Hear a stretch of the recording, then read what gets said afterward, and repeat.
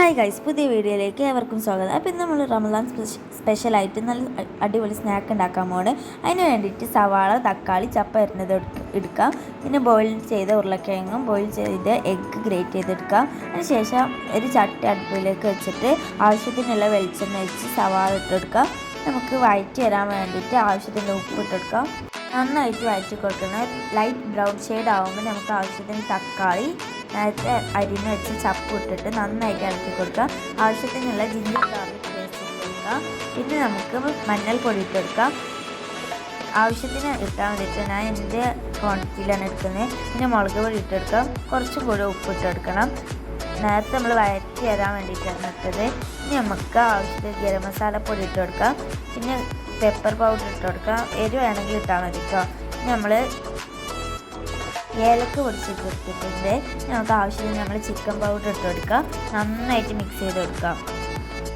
ഇനി നമ്മൾ നേരത്തെ ഗ്രേറ്റ് ചെയ്ത് വെച്ച എഗ്ഗ് അതിലേക്ക് ഇട്ടിട്ട് നന്നായിട്ട് മിക്സ് ചെയ്ത് കൊടുക്കണം. അത് നമ്മൾ മസാല സെറ്റ് ആയിട്ട് നമുക്കിതൊരു ബൗളിലേക്ക് മാറ്റി കൊടുക്കാം. ഇനി നമ്മൾ ഒരു എഗ്ഗ് എടുക്കണം. എന്നിട്ട് നമുക്കൊരു പാത്രത്തിലേക്ക് പൊട്ടിച്ചെടുക്കാം. നമുക്ക് മണ്ണില്ലാതെ എടുക്കുന്നതാണ് നല്ലത്. ഇപ്പോൾ ഞങ്ങൾ തൽക്കാലത്തെ മണ്ണെടുത്തിട്ട് നമുക്ക് ആവശ്യത്തിനുള്ള ഉപ്പ് ഇട്ട് കൊടുക്കാം. എന്നിട്ട് നമ്മളൊരു ബ്രെഡ് എടുത്തിട്ട് അതിൻ്റെ സൈഡുകളൊക്കെ കട്ട് ചെയ്ത് കൊടുക്കാം. എന്നിട്ട് നമുക്ക് ആ കട്ട് ചെയ്ത ഭാഗം വേറെ പ്ലേറ്റിലേക്ക് മാറ്റി കൊടുക്കണം.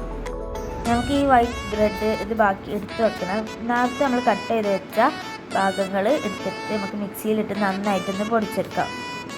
ബ്രെഡ് ക്രംസ് ആവശ്യം വരും. അതിനാണ് നമ്മൾ നേരത്തെ കട്ട് ചെയ്ത് വെച്ച മറ്റേ ബ്രെഡ് എടുത്തിട്ട് അതിലേക്ക് ആവശ്യത്തിന് കുറച്ച് വെള്ളം ഇട്ടിട്ട് നന്നായിട്ടൊന്ന് പരത്തി കൊടുക്കാം. നമുക്ക് ആവുന്നത്ര പരത്തി കൊടുക്കണം. നമ്മൾ നേരത്തെ റെഡിയാക്കി വെച്ച മസാല അതിലേക്ക് ഇട്ടിട്ട് നമുക്ക് കഴിഞ്ഞ പോലെ നന്നായിട്ട് റോൾ ചെയ്തെടുക്കാം. ഇതേപോലെ ഞാൻ എല്ലാം സെറ്റാക്കിയിട്ടുണ്ട്.